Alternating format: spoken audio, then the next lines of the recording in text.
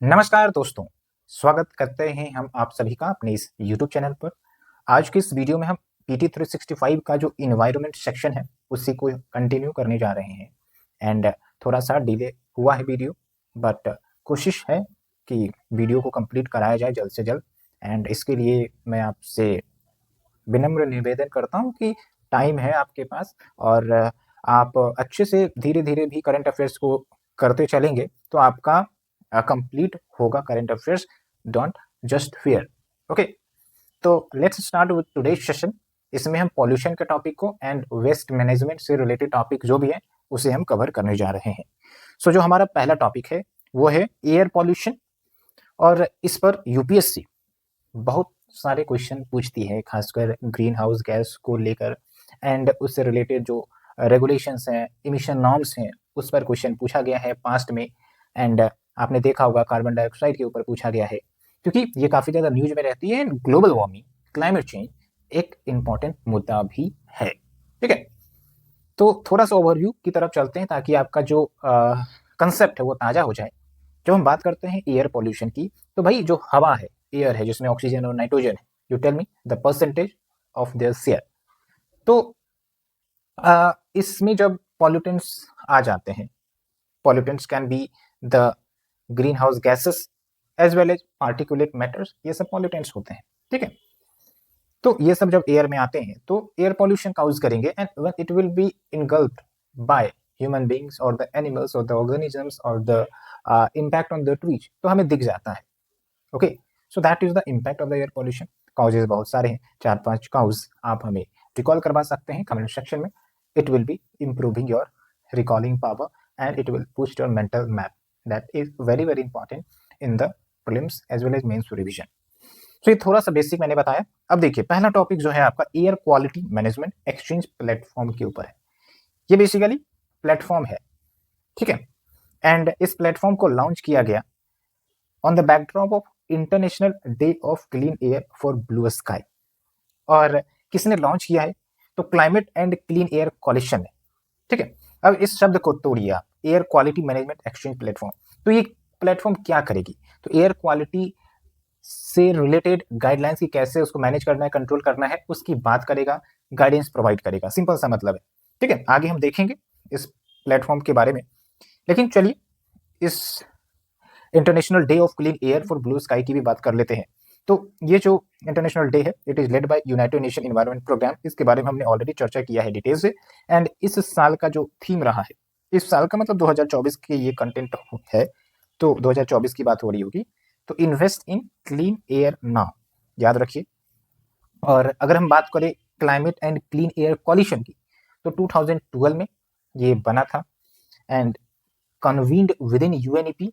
It's a voluntary partnership. एक एक keyword जो है वो मैं आपको बता रहा हूँ।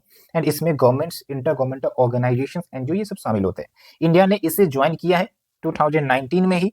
And the most important point is that कि जो CCAC है, ठीक है, it works to reduce short lived climate pollutants. Long नहीं, शॉर्ट। शॉर्ट मतलब जो इमिशन हुआ है और इन्वायरमेंट में शॉर्ट टर्म के लिए रहते हैं, ज़्यादा उनकी जो लॉन्गेटिविटी है इन टर्म्स ऑफ टाइम, वो ज़्यादा नहीं है। जैसे कार्बन डाइऑक्साइड की बात करते हैं तो ये लॉन्ग टर्म पॉल्यूटेंट्स हो गए, भाई सदियों से ये एग्जिस्ट कर रहे हैं। लेकिन शॉर्ट टर्म में क्या है, जैसे आप देखिए मीथेन है, ठीक है, इनका लाइफ पीरियड कम होता है। ब्लैक कार्बन है, HFCs है एंड ट्रोपोस्फेरिक ओजोन है, जो they drive both climate change and air pollution as well. ये पॉइंट आपको ध्यान रखना है। जैसे मीथेन की बात कर लेते हैं, ठीक है, तो it acts like pollutants as well it is greenhouse gas as well. ठीक है, ये ध्यान रखना है। और इस पर क्वेश्चन यूपीएससी ने ऑलरेडी पूछा है, इसलिए मैं इस पर आपको ज्यादा फोकस करने के लिए बोल रहा हूँ। Now we are moving to this platform. तो ये वन स्टॉप प्लेटफॉर्म होगा जो latest air quality management guidance provide करेगा as well as various tools, so that air quality guidelines WHO जो है, वर्ल्ड हेल्थ ऑर्गेनाइजेशन, ठीक है, उसको ये मीट कर सके, मीट करवाया जा सके। And it is a component of CCAC clean air flagship and contributes to the implementation of UNEA 6 resolution. अब देखिए UNEA 6 रेजोल्यूशन है, इसका फुल फॉर्म है United Nation environment assembly 6th session resolution 10। ठीक है, and it focuses on promoting regional cooperation on air pollution. Simple से याद रखना है। उम्मीद करते हैं आपको चीजें आसान से समझ में आई होगी। ठीक है, जब भी आपको कुछ चीजें समझ में नहीं आती है तो आप कीवर्ड को ब्रेक डाउन करेंगे, जो सेंटेंस है वो ब्रेक डाउन करेंगे, जैसे इस प्लेटफॉर्म के सेंटेंस हमने ब्रेक डाउन किया है। अगर हम बात करें वर्ल्ड हेल्थ ऑर्गेनाइजेशन की जो एयर क्वालिटी गाइडलाइंस है, तो WHO जो है एयर क्वालिटी गाइडलाइंस रिलीज करता है कि भाई वीकली जो भी आपके केमिकल्स हैं या गैसेस हैं जो आपको हार्म पहुंचाते हैं, तो कितना उसका इमिशन होना चाहिए जो सेफ लेवल में होगा, या एनुअल लेवल पर क्या होना चाहिए, तो वो सब रिकमेंडेशन दिया जाता है।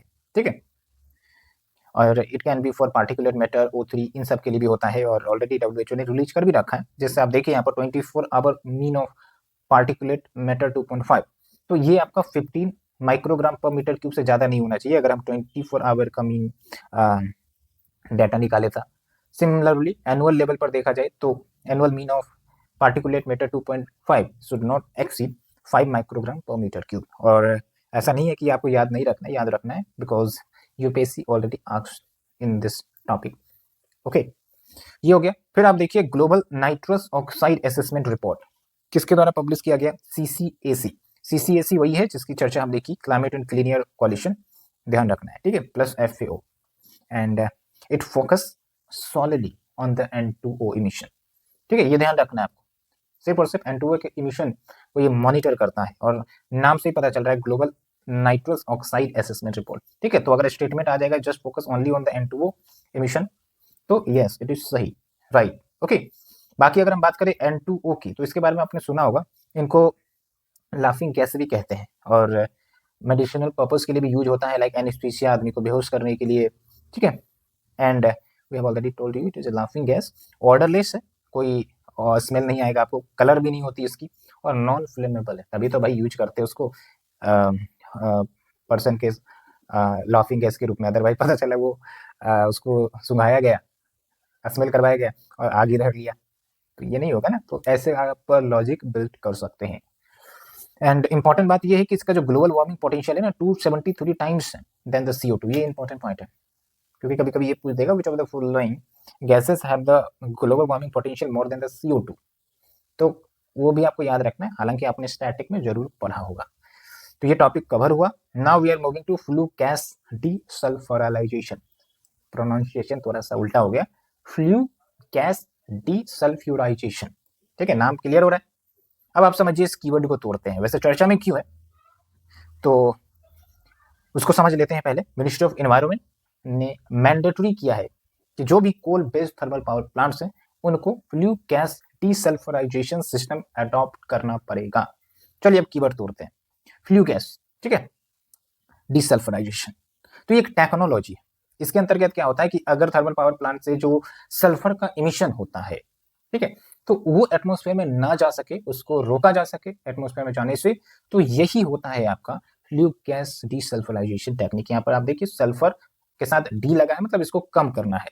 ठीक है, and it can remove over 90% of the SO2 from the flue gas emissions of the coal thermal power plants. ठीक है, ये सिस्टम समझ गए आप, चिंता नहीं, आराम से क्लियर तो हो गया होगा आपको कंसेप्ट। अब देखिए इसमें 3 टाइप्स आते हैं FGD के, एक तो ड्राई सॉर्बेंट आता है, वेट लाइमस्टोन बेस्ड होता है, सी वाटर बेस्ड होता है, बट आई डोंट थिंक कि इतना इंपॉर्टेंट है, इतने डिटेल में नहीं जाना है, पर एक बार देख लेना है आंख के नजर से, नजर के पास, जिगर के सामने, उस टाइप से। ठीक है, और अगर हम बात करें SO2 की, ठीक है, सल्फर डाइऑक्साइड, तो कलरलेस ये भी है, रिएक्टिव एयर पॉल्यूटेंट है, और इसका ऑर्डर होता है, स्मेल होता है, टेस्ट होता है। ठीक है, एंड इंपॉर्टेंट पॉइंट ये निकल कर आता है कि जो SO2 है जब ये रेन वाटर से मिलता है तो ये एसिड रेन काउज करता है, जिसके कारण जो आपके हेरिटेज साइट्स हैं लाइक ताजमहल, वो सब भी प्रभावित हो रहे हैं, उनके कलर डिग्रेड हो रहे हैं, उनकी क्वालिटी में कमी आ रही है। साथ के साथ अगर आपके शरीर पर एसिड रेन होगा तो आप समझिए कि आपके स्किन को नुकसान पहुंचेगा। ओके, खेतों पर होगा तो खेत को नुकसान पहुंचेगा, तो there are many implications of it. Okay, and सिर्फ SO2 नहीं है जो एसिड रेन में कंट्रीब्यूट करता है, NO2, तो सिंपली आप SOX और NOX, ठीक है, X यहाँ पर 2 आप यूज कर सकते हैं, ठीक है, फिर उसके ही डेरिवेटिव्स हो सकते हैं, तो ये है। बाकी आप देखिए कहाँ कहाँ से ये इमिशन होता है, फॉसिल फ्यूल के बर्न होने से, वोल्केनिक एक्टिविटीज से जो इमिशंस होते हैं, तो वहां भी आपका सल्फर एमिट करता है।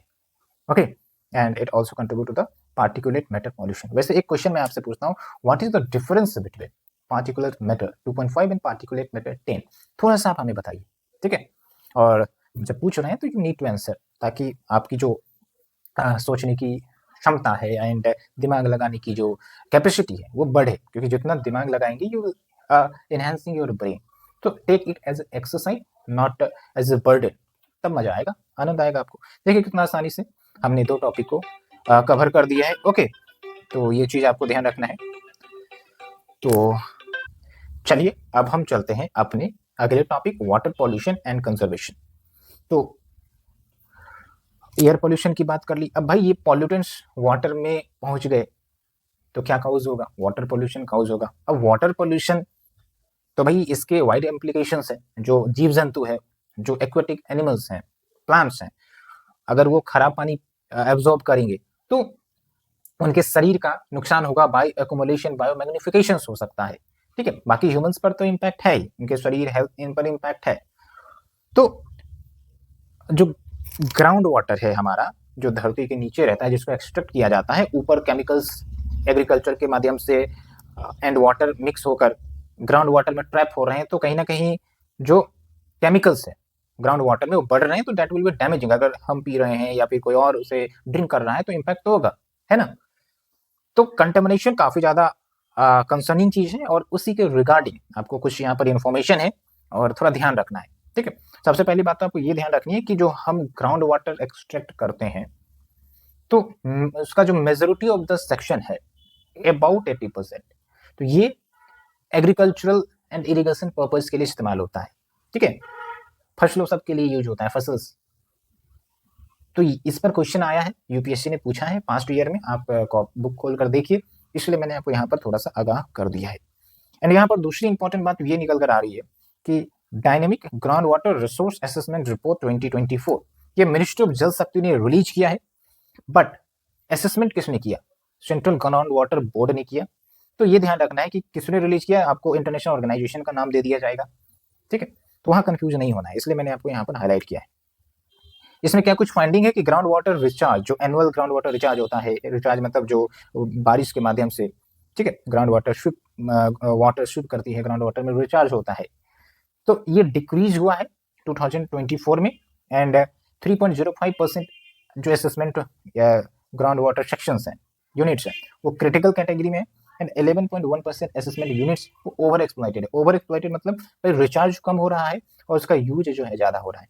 5 लीटर का रिचार्ज हो रहा है तो 6 लीटर 7 लीटर का यूज हो रहा है, तो ये होता है ओवर एक्सप्लॉइटेशन। ठीक है, एंड अगर हम बात करें कि ये ओवर एक्सप्लॉइटेड यूनिट्स कहाँ पर लोकेटेड, तो जनरली आप देखेंगे कि western part of the India and जो आपके सदर्न पार्ट है वहाँ पर आपको देखने को मिलते हैं। और जनरली आपको इसमें कैसे याद रखना होता है, तो आप मैप बना लीजिए। ठीक है, ये थोड़ा सा इधर हो गया, सिंपली आप ऐसे मैप बना सकते हैं और ऐसे करके, ठीक है, ऐसे करके आप मैप बना सकते हैं, तो इंडिया का मैप बन जाएगा आपका सिंपली। थोड़ा सा एक्सटेंड कर दीजिए, बाकी यहाँ पर आप मेंशन करिए। देखिए नॉर्थ वेस्ट इधर हो गया, पंजाब हरियाणा वाला, राजस्थान वाला, दिल्ली, वेस्टर्न यूपी, ठीक है, फिर राजस्थान गुजरात आ गया, फिर साउथ में कर्नाटका, तमिलनाडु, तेलंगाना, आंध्र प्रदेश, ये वाला एक लोकेशन हो गया। इससे चीजें याद आएंगी कि हाँ इस साइड तो नहीं है कम से कम।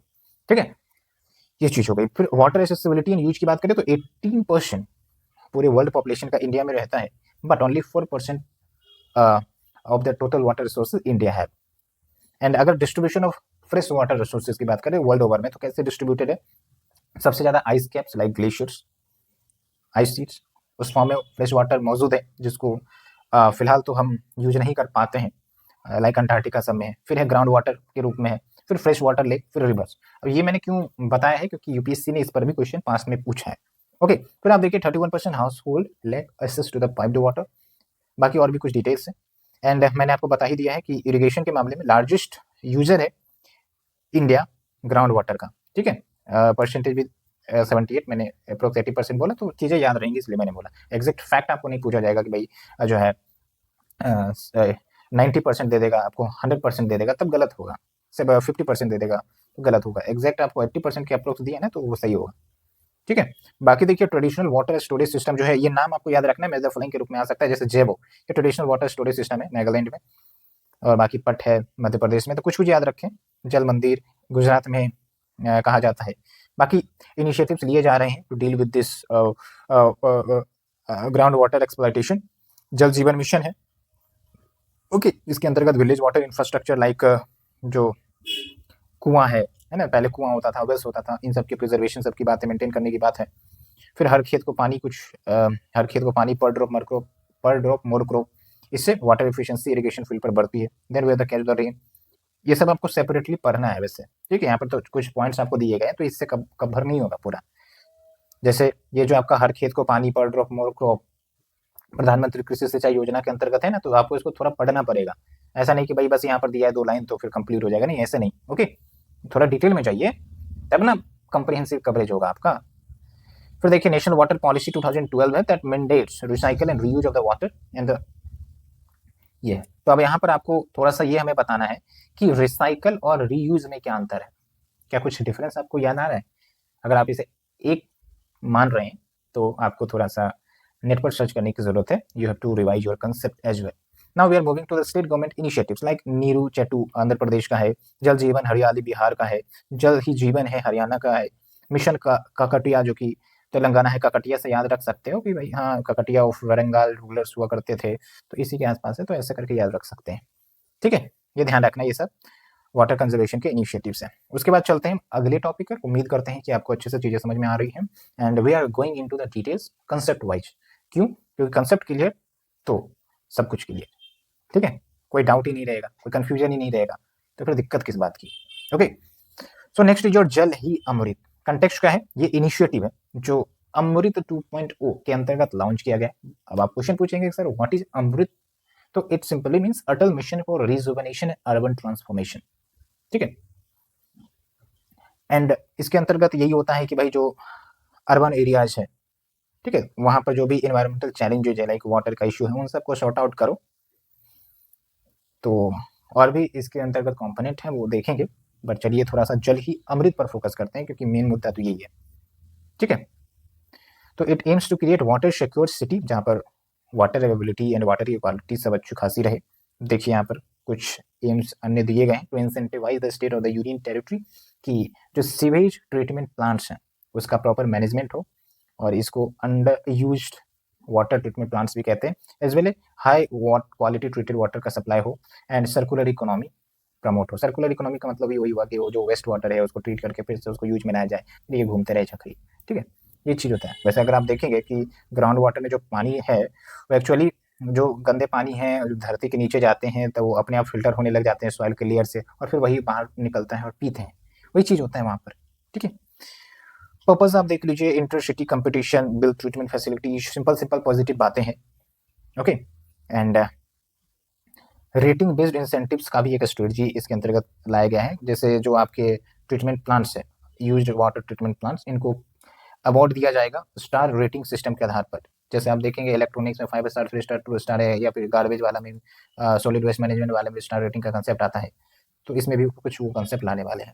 बाकी अगर हम बात करें अमृत 2.0 की, तो 2021 में लॉन्च किया गया था एंड ये 2026 तक 5 साल के लिए चलेगा and it applies to all the statutory towns in the country. अब ये आपका काम है कि भाई स्टेट्यूटरी टाउन्स किसे कहते हैं। बाकी आप देखिए फोकस एरिया, वाटर सप्लाई का कवरेज हो, कैसे, तो फंक्शनल टैप कनेक्शंस दिए जाए to all the households in the statutory towns and sewage या सेप्टेज मैनेजमेंट होना चाहिए 500 सिटीज में। ये 2 गोल आपको याद रखने हैं, ठीक है, क्योंकि यहाँ से क्वेश्चन फ्रेम होने के पोटेंशियल है। बाकी मैंने आपसे क्वेश्चन पूछा था दोनों में क्या अंतर है आप हमें बताइए। और यहाँ पर आपको ध्यान रखना है कि वाटर रीयूज टेक्नोलॉजी, कि वाटर जो है उसको रीयूज करने के लिए भाई कुछ ना कुछ टेक्नोलॉजी लगानी पड़ेगी। फिल्ट्रेशन का मैकेनिज्म होगा, आजकल तो बहुत सारी टेक्नोलॉजी आ गई, तो ये आप देखिए क्या क्या तरीका है। सिंपली आपको याद रखना है, it is related to this water reuse technology like membrane bioreactor, ultrafiltration, RO जो घर में भी लगती हैं। फिर देखिए डिसइंफेक्शन टेक्नोलॉजी यूवी रे से, अजून से, फिर इलेक्ट्रोडायलिसिस रिवर्सल, ये भी ध्यान रखना है आपको। फिर थर्मल इवोपरेशन या क्रिस्टलाइजेशन, भाई इवोपरेशन करेंगे, ठीक है, तो जो वाटर है वेपर में चला जाएगा, फिर इसको कंडेंसेशन कर देंगे, तो जो आपका पोल्यूटर या फिर पोल्यूटेंट्स वो नीचे ही रह जाएगा ना, तो ये चीजें होती है। बाकी देखिए जल संचय जन भागीदारी, ये क्या है? आई थिंक ये मैंने कवर कर दिया ना आपको, हाँ पूरा कवर कर दिया है। तो आप बताइए कि कैसा लग रहा है आपको हमारा इनिशिएटिव एंड चिंता बिल्कुल ना करें, आप आराम से आप पढ़ते चले और हड़बड़ी ना करें, टाइम है आपके पास एंड आप अगर डिसिप्लिन के साथ चलते हैं तो चीज़ें कंप्लीट होंगी। कोई ज़रूरी नहीं कि व्यक्ति 100% सिलेबस कंप्लीट कर लेता है। Even you are covering 80 to 90% ना, तब भी आप समझिए कि your preparation is up to the mark and you are basically well eligible to keep the exam and clear it. Okay, तो ये दिमाग में ख्याल नहीं लाना है कि भाई इतना बच गया उतना बच गया, डिसिप्लिन तरीके से करते चलिए, result will be yours. Okay, तो जल संचय जन भागीदारी नाम से क्लियर हो रहा है कि एक तो वाटर कंजर्वेशन का इसमें कुछ प्रोग्राम होगा, प्लस जन भागीदारी, तो water conservation via community partnership participation. ठीक है, कम्युनिटी मतलब ग्रुप ऑफ पीपल्स जो है वो वाटर के कंजर्वेशन के लिए कुछ इनिशिएटिव्स योगदान करेंगे. सिंपल सा मतलब हो गया, ज़्यादा कम्प्लेक्स नहीं रखना है चीज़ों को. और इसको सूरत गुजरात से लॉन्च किया गया. ठीक है, देख लीजिए यहाँ पर वही बात निकल कर आ गई. इसके अंतर्गत around 24,800 rain water harvesting structures construct किए जाएंगे कम्युनिटी पार्टिसिपेशन के माध्यम से, so that long term water sustainability हो अक्रॉस द स्टेट. ठीक है, and it is based on the success of जल संचय initiative of the Gujarat government. And ये आपका मिनिस्ट्री ऑफ जल शक्ति के अंतर्गत आता है. ये पॉइंट आपको याद रखना है. क्या की फीचर से देख लीजिए, इंडिया की जो ट्रेडिशनल कॉन्शियसनेस से related to the water conservation उस पर जोर देना है, एंड होल सोसाइटी अप्रोच रखनी है कि भाई जो सोसाइटी है, जो पीपल हैं, उनको कवरेज करके रखना है.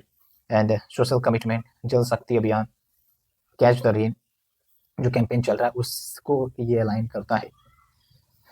So we have covered all of this. Now we are moving to the other related news. अब देखिए कितना जल्दी कंप्लीट हो गया और कितने आसान से, मुश्किल भी नहीं हुआ, कंसेप्ट भी क्लियर हो गया, करंट अफेयर्स भी कवर हो गया. इससे बेहतर क्या है? क्या मानते इस बात को? मानते हैं तो ठोकिए लाइक, सब्सक्राइब जरूर करें एंड अपना प्यारा सा रिव्यू जरूर दें.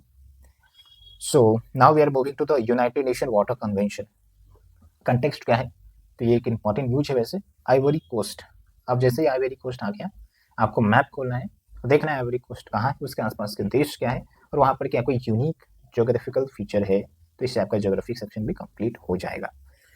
तो इन्होंने यूनाइटेड नेशन वाटर कन्वेंशन को ज्वाइन कर लिया है. This convention is also known as convention on the protection and use of transboundary water courses and international lakes. वैसे तो लंबा चौड़ा कन्वेंशन का नाम है, बट आप शॉर्ट फॉर्म में इसे याद रखेंगे. अगर हम बात करें यूनाइटेड नेशन वाटर कन्वेंशन की, तो ये हेलेनिस्की जो कि फिनलैंड में एक सिटी है, वहाँ पर अडॉप्ट किया गया 1992 में, बट इनफोर्स हुआ 1996 में, यानी 4 ईयर्स बाद. And it is legally binding कि जो भी पार्टी जो रेटिफाई कर दिए हैं इस कन्वेंशन को, तो वो ट्रांसबाउंडरी वाटर्स जैसे लेक हो गया जो मल्टीपल कंट्रीज में मौजूद है, या फिर रिवर्स की बात कर लीजिए जो मल्टीपल कंट्री से क्रॉस होकर गुजर रही हैं, तो इनका रिस्पॉन्सिबल यूज होना चाहिए, ताकि भाई जो भी देश हैं जो बेसिन शेयर कर रही है तो सबका भला हो. ऐसा नहीं कि अपर रिपेरियन मनमानी करे और लोअर रिपेरियन को नुकसान पहुंचाया जाए. ठीक है, along with maintaining equitability and ensure their sustainable management. खास बात यह है कि इंडिया एक पार्टी नहीं है इसकी. ठीक है, ये ध्यान रखना है अच्छे से. एंड फिर आप देखिए जो इंडस वाटर ट्रीटी है 1961, it aligns with this convention. भले ही भारत ने ज्वाइन नहीं किया इस कन्वेंशन को, लेकिन ये जो हमारा ट्रीटी है जिसको हम लिबरल ट्रीटी भी कहते हैं, क्योंकि काफ़ी लिबरल है इंडिया की तरफ से, जबकि इंडिया जो है पर रिपेरियन स्टेट था, पाकिस्तान लोअर था, तो चाहते तो नुकसान करवाया जा सकता था, हम डोमिनेंस कर सकते थे, लेकिन नहीं. और ये आपको थोड़ा सा रिसर्च करना है इस पर, क्योंकि इस पर रिसर्च करने का मतलब आप पॉइंट इसके निकालिए, इसको थोड़ा सा आपको पढ़ना है. काफ़ी ज़्यादा चर्चा में रहती है, इस ट्रीटी को रिन्यू करने की बात चल रही है. ठीक है, now we are moving to the E flow monitoring. अब देखिए ई फ्लो क्या है, इसको हम थोड़ा सा आपको समझ आते हैं. उससे पहले कंटेक्स्ट समझ लेते हैं कि जो जल शक्ति मिनिस्ट्री है, इन्होंने ई फ्लो इकोलॉजिकल मॉनिटरिंग सिस्टम को लॉन्च किया है. अब आप समझिए कि जैसे लेक से या फिर रिवर से, तो भाई ये जो वाटर फ्लो कर रहे हैं या फिर जो वाटर अवेलेबल है यहाँ पर, अब एक इनका थ्रेशोल्ड होता होगा कि भाई अगर उस थ्रेशोल्ड से वाटर की क्वालिटी क्वांटिटी कम हुई तो फिर ये रिवर अपने आप को सर्वाइव नहीं करवा पाएगा. वहाँ जो बायोडाइवर्सिटी जो सर्वाइव करती थी वो फिर धीरे धीरे विलुप्त होने लगेगी. ठीक है, और इकोलॉजिकल फंक्शंस वहाँ की फ्लोरा फौना नहीं कर पाएंगी. ठीक है, ये सिंपल सी मतलब हुई. तो it refers to the flow required to meet the ecological functions of the flora and fauna in the water body. And ये डेवलप किया गया है National Mission for Clean Ganga, इसी को हम नमामि गंगे प्रोग्राम भी कहते हैं. And this programme deals with cleaning the Ganga and now it also includes कि सिर्फ गंगा रिवर नहीं बल्कि इनके जो ट्रिब्यूटरीज है उनको भी क्लीन करना है, क्योंकि गंगा रिवर से पॉल्यूट तो नहीं हो रही, उसके पॉल्यूशन के कारण है कि जो ट्रिब्यूटरीज है जो आ रही है ज्वाइन हो रही है, ये पॉल्यूटेड होगी तो गंगा रिवर में पॉल्यूशन आ ही जाएगा. It also includes real time analysis of the water quality of the Ganga Yamuna and their tributaries and allows monitoring of the Namami Gange program. ठीक है, completed, got it. Now we are moving to the next one, national water award. इसमें ज़्यादा दिमाग नहीं लगाना है, simply आपको ध्यान रखना है कि प्रेसिडेंट ऑफ इंडिया अभी फिलहाल कौन है, आप हमें बताइए। इन्होंने 5th national water award present किया है न्यू दिल्ली में, एंड ये अवार्ड देने की जो नोडल मिनिस्ट्री है, तो सिंपल सी है भाई, वाटर अवार्ड से तो देगा कौन, कौन सा मिनिस्ट्री रिस्पॉन्सिबल होगी, मिनिस्ट्री ऑफ जल शक्ति। इसमें बहुत सारे डाटा है, कौन से कैटेगरी क्या है, लेकिन ये ध्यान रखना है। ओडिशा बेस्ट स्टेट है, एंड सूरत को बेस्ट अर्बन लोकल बॉडी के अंतर्गत जो है अवार्ड मिला है। फिर देखिए आप, global commission on the economics of water. तो कंटेक्स्ट ये है कि ये जो आपका इंस्टीट्यूशन है, इसने एक रिपोर्ट जारी किया है, जो कि बिल्कुल याद नहीं रखनी है, हमें समझना है इस ग्लोबल इंस्टीट्यूशन, ग्लोबल कमीशन के बारे में। तो ये एक स्वतंत्र कमीशन है, मई 2022 में लॉन्च हुआ था, और इसको 2 साल का मैंडेट दिया गया था। तो 2022 2 साल बढ़ा दीजिए तो मई 2024 रहता तो क्रॉस हो चुका है, ठीक है। And it comprised of independent and diverse policy makers resources. इसका फोकस था कि भाई कैसे सस्टेनेबल वाटर रिसोर्स मैनेजमेंट किया जाए इस पर, ओके। और इसके फर्दर डिटेल में आपको नहीं जाना है, simply. Now after covering the pollution topic, चाहे एयर पॉल्यूशन हो, वाटर पॉल्यूशन हो, we are moving to the waste management, ठीक है। वेस्ट मैनेजमेंट पर चलते हैं आराम से। सो अब इसके अंतर्गत जो पहला टॉपिक है, global framework on chemicals fund, इसकी चर्चा तो हम करेंगे, लेकिन जैसा कि मैंने आपको बताया, थोड़ा बैकग्राउंड डिस्कस कर लेते हैं ना। तो वेस्ट मैनेजमेंट, वेस्ट आजकल बहुत सारे जनरेट हो रहे हैं, चाहे वो सॉलिड वेस्ट हो, चाहे केमिकल्स हो, ठीक है, मेडिसिनल वेस्ट हो, सब वेस्ट ही तो है, या फिर ई वेस्ट हो, इलेक्ट्रॉनिक वेस्ट, ये सब आते हैं। इसको गवर्न करने के लिए रूल्स एंड रेगुलेशंस हैं, ठीक है, और इंटरनेशनल लेवल पर भी एफर्ट किए जा रहे हैं। अब आप सोचिए कि आखिरकार वेस्ट मैनेजमेंट क्यों जरूरी है, चाहे ई वेस्ट हो, चाहे वो प्लास्टिक हो, या फिर सॉलिड वेस्ट हो, क्यों जरूरी है। तो सबसे पहला आएगा, एक तो भाई इन्वायरमेंट को नुकसान पहुंचेगा, ह्यूमन हेल्थ होगा, बायोडाइवर्सिटी को नुकसान पहुंचेगा, एंड डिजीज बर्डन बढ़ जाएंगी, ये सब इम्पैक्ट होगा ना, बस पता चल गया इम्पैक्ट। तो इसका मतलब क्या है कि भाई समाधान और रेगुलेशन करना पड़ेगा, तो इनिशिएटिव लिए जा रहे हैं। और इसके अंतर्गत हम पहला देखेंगे, global framework on chemicals fund, ठीक है। तो जो आपका global framework on chemicals fund है, इन्होंने फर्स्ट प्रोजेक्ट लॉन्च किया है, that calls for targeting safe and sustainable management of chemicals in waste. मतलब ये जो प्रोजेक्ट है, क्या फोकस करेगा कि जो केमिकल्स रिलीज हो रहे हैं इन्वायरमेंट में वर्ल्ड ओवर में, खासकर डेवलपिंग कंट्रीज, या फिर जो डील नहीं कर सकते इन वेस्ट को अपने आप से, फाइनेंशियल क्राइसिस हो या कुछ भी हो, तो उनको मदद करना, सो दैट सस्टेनेबल मैनेजमेंट हो केमिकल्स का एंड वेस्ट का। सस्टेनेबल मैनेजमेंट याद रखना है, ऐसा नहीं कि बैन करा जा रहा है केमिकल्स को, ओके। तो इससे आपका आ जाता है GFC फंड के बारे में। तो देख लीजिए, 5th international conference on chemical management 2023 में हुआ था, बोन जर्मनी में। तो वहाँ पर इस फंड को सेटअप किया गया, and it complements the existing funding mechanism like GEF, okay. क्या ऑब्जेक्टिव है, तो मैंने आपको बताया कि जो low and middle income countries हैं, जो फाइनेंशियली अफोर्ड नहीं कर सकते कि भाई पैसे खर्च करो और केमिकल्स का मैनेजमेंट करो, तो उनको ये मदद करते हैं, और साथ के साथ गाइडेंस भी प्रोवाइड करते हैं, इन्फॉर्मेशन भी प्रोवाइड करते हैं कि कैसे डील करना है, ठीक है, like products and waste in the line with the international standard. फिर मीडियम स्केल प्रोजेक्ट्स को टारगेट करते हैं, that strengthen the national and regional abilities. बाकी इनके अन्य फर्दर डिटेल्स है, बट नॉट नीड मच कि एग्जीक्यूटिव बोर्ड में कौन है, कंपोजिशन क्या है, तो सब कुछ जरूरी नहीं है। हाँ, फाइनेंशियल सपोर्ट देखिए क्या है, कि जो भी सेलेक्टेड प्रोजेक्ट्स होंगे उनको वॉलंटरी फंडिंग मिलेगी इस रेंज में for up to 3 year, so that जिन भी देशों को फंडिंग मिल रही है वो केमिकल्स एंड वेस्ट मैनेजमेंट करेंगे, सो दैट इसका इम्पैक्ट इन्वायरमेंट में कम हो। बाकी अगर हम बात करें GFC की, ग्लोबल फ्रेमवर्क ऑन केमिकल्स की, वो तो फंड था, ये आपका GFC है, ओके। तो this is multi sectoral agreement. इसके अंतर्गत 28 टारगेट्स हैं, वही केमिकल एंड वेस्ट से रिलेटेड है आपका, लाइक इलीगल ट्रेड को प्रिवेंट करना है, हाईली हजार्डियस पेस्टिसाइड को एलिमिनेट करना है from the agriculture by 2035, okay. अब ये सब आप यूज कर सकते हैं अपने GS कैंसर में, AC कैंसर में, ठीक है, तो बेनिफिशियल होगा आपके लिए। तो हम पूरी तो डिस्कस कर ही रहे हैं, बट ये आप साथ में देखते चलिए, एक दृष्टा बन के, ऑब्जर्वर बन के, कि कौन कौन से पॉइंट को हम कहाँ पर आंसर्स में यूज कर सकते हैं। तो अगर आप अभी से नज़र गराए रखेंगे तो इसका रिजल्ट और इम्पैक्ट दोनों दिखेगा आपके मेंस एग्जामिनेशन में, ठीक है। ऐसी तो चीज़ें पकड़ी जाती है ना। अब अगर मैंने आपको नहीं बोलता तो सिर्फ आप प्रीलिम्स पर्पस से देख रहे हैं, तो अब मैंने बोल दिया तो आप दोनों पर्पस से देखिएगा, ठीक है। मेंस के लिए भी और प्रीलिम्स के लिए तो है ही है। बाकी देखिए अन्य ग्लोबल इनिशिएटिव्स क्या चल रहे हैं for sustainable management and chemicals. एक तो आपका strategic approach to international chemical management है। ओके, फिर बेसल कन्वेंशन है, और ये ध्यान रखना है, Basel convention it's an international treaty to regulate the transboundary movement. Transboundary मतलब एक देश से दूसरे देश में जो हजार्डस वेस्ट का मूवमेंट किया जाता है, चाहे वो पैसे के लालच में जो लो डेवलप कंट्रीज है वो करते होंगे फ्रॉम द डेवलप्ड नेशन। फिर Stockholm convention, it also treaty dealing with the effect of persistent organic pollution. तो सिंपली क्या याद रखना है, Stockholm convention deals with POP persistent organic pollutant जो आगे आने वाले हैं। फिर एक बाइसेल कन्वेंशन है that deals with the transboundary movement and disposal of hazardous waste. इसमें बहुत सारे वेस्ट आ जाते हैं। तो आप हमें बताइए कि इस हजार्डस वेस्ट के अंतर्गत क्या रेडियो एक्टिव वेस्ट भी कवर्ड है या नहीं है। So you have to tell me. So after covering all of this now we are moving to the E waste. क्या है भाई ई वेस्ट, चलिए चर्चा करते हैं।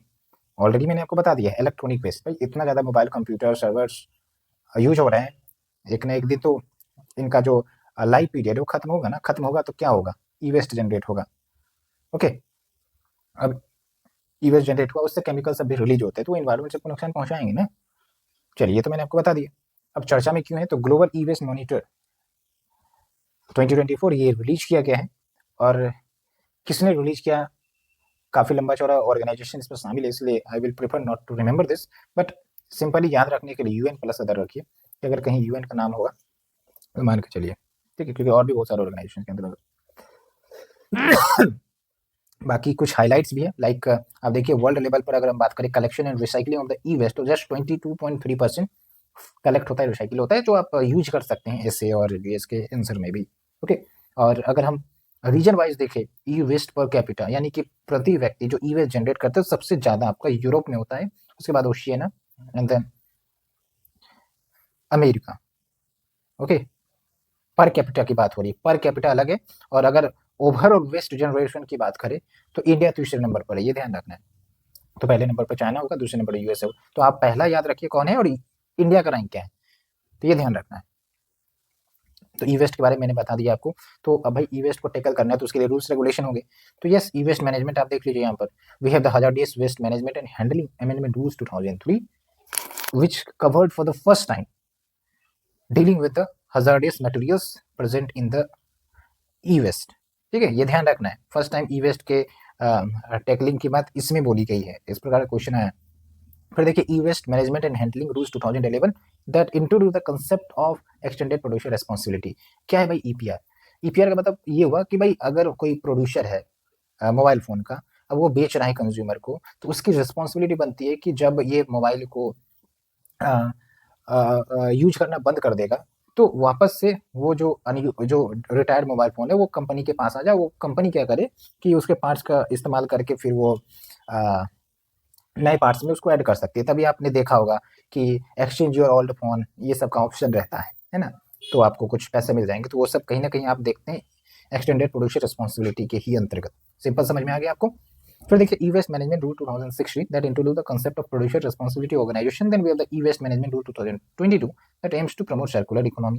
Then we have the E waste management second amendment rule 2023 जिसमें कुछ major provisions है, लाइक जो एग्जम्पशन दिए जाते हैं हार्मफुल सब्सटेंसेस के रिडक्शन को लेकर, उसमें ज़्यादा क्लैरिटी दी गई है इस अमेंडमेंट के अंतर्गत। साथ के साथ जो कन्वर्जन फैक्टर है of the EPR certification generation उसको भी डिटरमाइन करने की क्लैरिटी दी गई है। Then we have the management of refrigerant by the producer. उसके बाद देखिए e waste management amendment rule 2024 की बात करें तो इसके मेजर प्रोविजन है, लाइक जो रिटर्न्स या रिपोर्ट्स फाइल करने पड़ेंगे मैन्युफैक्चर प्रोड्यूसर रिफर्बिशर को, इसमें थोड़ा सा टाइम लाइन को एक्सटेंड किया गया है कि आप एट मैक्स 9 मंथ के भीतर भीतर आप ये फाइल कर सकते हैं। ठीक है, तो देखिए सेंट्रल गवर्नमेंट जो है वो इस्टेब्लिश कर सकता है प्लेटफॉर्म फॉर द एक्सचेंज और transfer of EPR certificate, exchange producer responsibility certificate. अब ये आपको बताना है कि ईपीआर सर्टिफिकेट क्या होता है। ठीक है, और ये एक आपको ध्यान रखना है कि भाई अब ये ईपीआर सर्टिफिकेट जो एक्सचेंज किए जाएंगे वो पैसे के अमाउंट पर होगा। जैसे मैंने आपको बताया था ना कार्बन ट्रेडिंग वाला कंसेप्ट, ठीक है, रिन्यूएबल एनर्जी सर्टिफिकेट, ये सब मैंने बताया। तो सिमिलरली आप ऐसे ही मानिए कि जो ईपीआर सर्टिफिकेट है कुछ इसी प्रकार का होता है जो मतलब ट्रेडिंग परचेजिंग एंड सेलिंग किया जाता है। ठीक है, तो भाई प्राइस कौन सेटअप करेगा इसका कि हाईएस्ट कितना होना चाहिए, लोवेस्ट कितना होना चाहिए, तो it is fix by the central pollution control board, ये ध्यान रखिएगा। ठीक है, उसके बाद देखिए ग्लोबल इनिशिएटिव क्या लिए जा रहे हैं to check the E waste. तो बेसिल कन्वेंशन है, मैंने ऑलरेडी आपको बताया इसके बारे में, थोड़ा सा आपको डिटेल्स इसके बारे में पढ़ना है। Then we have the global e waste statistics partnership which is a collaboration between United Nations University and International Telecommunication Union। उसके बाद R2 कोड ऑफ प्रैक्टिसेस, इस पर यूपीएससी ने ऑलरेडी क्वेश्चन पूछा है कि R2 code of practices sometimes seen in use क्या है भाई। तो आप समझिए कि जो इलेक्ट्रॉनिक्स वेस्ट है, ठीक है, तो उसका रिसाइकल रीयूज प्रमोट करना है, तो उसके लिए R2 कोड ऑफ प्रैक्टिसेस का इस्तेमाल किया जाता है, ठीक है। Tool responsible for promoting environmentally responsible practices in electronic recycling industry. इनके में भी हो सकता है कि भाई जो रिसाइकलिंग की जाती है इन्वायरमेंट फ्रेंडली तरीके से ना की जाती हो, तो उसके लिए R2 कोड ऑफ प्रैक्टिसेस है। So after covering this now we are moving to battery waste management. Okay, so news में क्यों है भाई, तो environmental compensation guidelines for battery waste management ये इश्यू किया गया by the central pollution control board under the battery waste management rules 2022, ठीक है।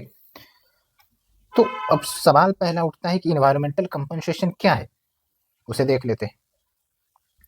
तो आप समझिए कि एक प्रकार से ये चार्ज कह लीजिए, चार्ज मतलब अगर बैटरी वेस्ट मैनेजमेंट रूल्स 2022 के अंतर्गत जो भी गाइडलाइंस दिए गए हैं बैटरी रिसाइकलर उसने फॉलो नहीं किया, तो भाई आपको पेनल्टी देना पड़ेगा, दैट इज इन्वायरमेंटल कंपनसेशन, और उससे रिलेटेड गाइडलाइंस भी, ठीक है। ये है आपका, मैंने आपको बता दिया।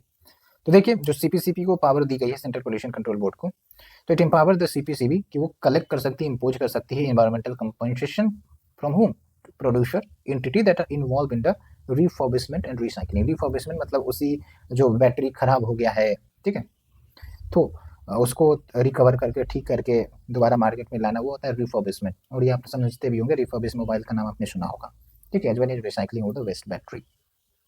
तो अगर कंप्लायंस नहीं करेंगे रूल्स को तो इन्वायरमेंटल कंपनसेशन देना पड़ेगा। And it extends on the entities that carry out activities without registration, and जो फॉल्स इंफॉर्मेशन भी देते हैं उनके ऊपर भी लगेगा बेस्ड ऑन पॉल्यूटर पे प्रिंसिपल। अब आपको ये बताना है कि पॉल्यूटर पे प्रिंसिपल क्या होता है, ठीक है।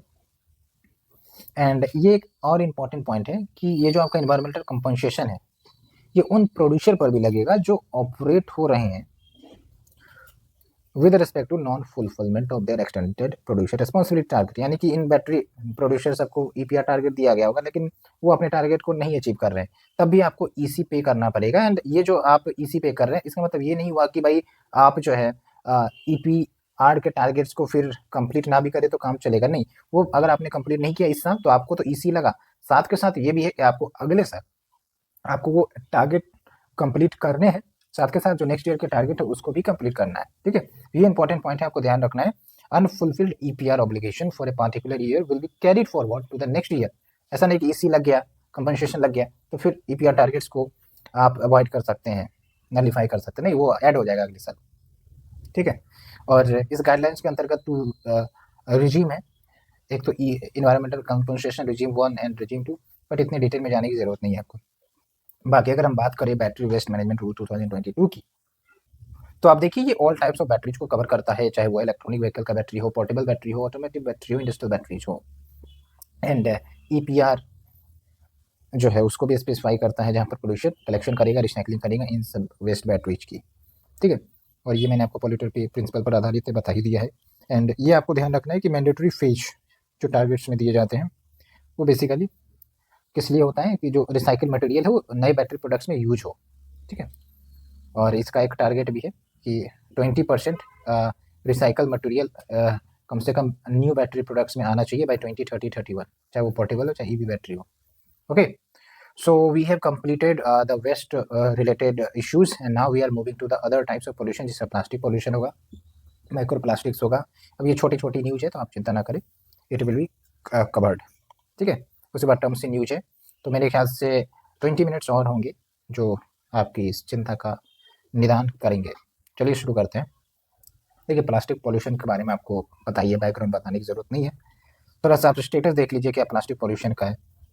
तो जो एनुअल प्लास्टिक पोल्यूशन है, प्लास्टिक प्रोडक्शन की बात करें यहाँ पर देखिए प्लास्टिक प्रोडक्शन जो एनुअली प्रोड्यूस हो रही है वो डबल हुई है फ्रॉम 2000 टू 2019, समझिए डबल हुई है, ठीक है। पॉपुलेशन बढ़ रहा है, उसके साथ साथ डिमांड भी इन सब चीज़ों की बढ़ रही है, तो ये रूरल एरिया में धीरे धीरे फैल रहा है। And India ranks third globally in the generation of single use plastic waste. ये ध्यान रखना, ये पॉइंट आपको याद रखना है। बाकी most common types of plastic की बात करें, एक चीज़ मैं आपको बताता हूँ, जो प्लास्टिक्स बनते हैं ना वो बेसिकली चेन ऑफ मोनोमर्स जो कंबाइन होते हैं, जिसको हम फिर पॉलीमर्स कहते हैं, तो उनसे ये प्लास्टिक्स बनते हैं, ठीक है। तो आपको यहाँ ध्यान रखना है कि कौन से प्लास्टिक और उसके मोनोमर्स कौन है, ये आपको लूसेंट में मिल जाएगा। जैसे आप देखिए पॉलीस्टाइरीन, तो ये जो स्टाइरीन मोनोमर है ना, उससे ये बनता है पॉलीस्टाइरीन, जो कि प्रोडक्ट के पैकेजिंग में यूज किया जाता है। फिर पॉलीप्रोपाइलीन, ये जो स्ट्रॉज है पीने के लिए, है ना, जूस सब जो पीते हैं तो स्ट्रॉज आपने देखा होगा, तो ये आपका पॉलीप्रोपाइलीन। फिर लो डेंसिटी पॉलीथाइलीन, फिर पॉलीविनाइल क्लोराइड, तो इसका जो मोनोमर है वो विनाइल क्लोराइड है, ठीक है। फिर हाई डेंसिटी पॉलीथाइलीन हो गया, फिर पॉलीथाइलीन टेरिफेथलेट, जिसको हम पीईटी भी कहते हैं, ठीक है। और ये बेवरेज बोटल्स में यूज होती हैं। So we have covered all of these and now we are coming to the chemicals that are used in plastics and इसका ह्यूमन इम्पैक्ट क्या होता है। तो एक तो है आपका विनाइल क्लोराइड मोनोमर, मैंने आपको बताया वो लिक्विड एंड वेपर फॉर्म में जो अगर होती है, मतलब हीट अप होती हैं अगर ये, तो ये लिवर एंड ब्रेन कैंसर भी कॉज कर सकती है। फिर देखिए benzene and butadiene, it cause leukaemia and lymphomas. फिर स्टायरीन कार्सिनोजेन है, कैंसर कॉजिंग है। फिर बिस्फेनॉल ए है, इस पर भी यूपीएससी ने क्वेश्चन पूछा, तो this is a chemical used to make polycarbonate plastic. बाकी आप देखिए, अगर हम बात करें इनिशिएटिव्स क्या लिए गए हैं to curb the plastic pollution, तो एक तो है आपका global partnership on plastic pollution and marine litter GPML, जो कि United Nation conference on sustainable development Rio conference 1992 का याद होगा, इसमें 20 ईयर्स के बाद जो कॉन्फ्रेंस हुआ था 2012 में, तो वहाँ पर ये लॉन्च हुआ, याद रखना है Rio+20 में। वैसे Rio+20 कहाँ पर हुआ था ये आप हमें बताइए, ठीक है। फिर है आपका मार्पोल कन्वेंशन, जिसको हम international convention for the prevention of plastic from the ships, तो ये मेराइन प्लास्टिक पॉल्यूशन को डील करता है, और ये इंटरनेशनल मैरीटाइम ऑर्गेनाइजेशन ने इसे अडॉप्ट किया था 1973 में। बासिल कन्वेंशन और रेटेड आउट भी, ओके। फिर आप देख लीजिए UNEA, United Nation environment assembly का एक रेजोल्यूशन है to end the plastic pollution. फिर ग्लो लीटर भी है, ठीक है। और लंदन कन्वेंशन देख लीजिए, the convention on the prevention of marine pollution by dumping of waste and other matter 1972, इसी को लंदन कन्वेंशन कहते हैं। तो सिंपल अगर पूछ देगा London convention related to the environment ecology, किससे रिलेटेड है, मैराइन पॉल्यूशन से रिलेटेड है, ठीक है। फिर इंडिया में देख लीजिए प्लास्टिक वेस्ट मैनेजमेंट रूल 2016, जो कि नोटिफाई किया गया अंडर एनवायरनमेंट प्रोटेक्शन एक्ट 1986, ये याद रखना है। फिर सिंगल यूज प्लास्टिक बैन किया गया 2022 से। EPR का कंसेप्ट है, जिसको इंट्रोड्यूस किया गया प्लास्टिक वेस्ट मैनेजमेंट रूल 2016 से। फिर आपका प्रोजेक्ट री प्लान है reducing plastic from nature, then we are the life mission, इसको थोड़ा सा आपको समझना है। फिर ये है कैंपेन लाइक प्लास्टिक पोल्यूशन, ये सब तो चीज़ें हैं ही।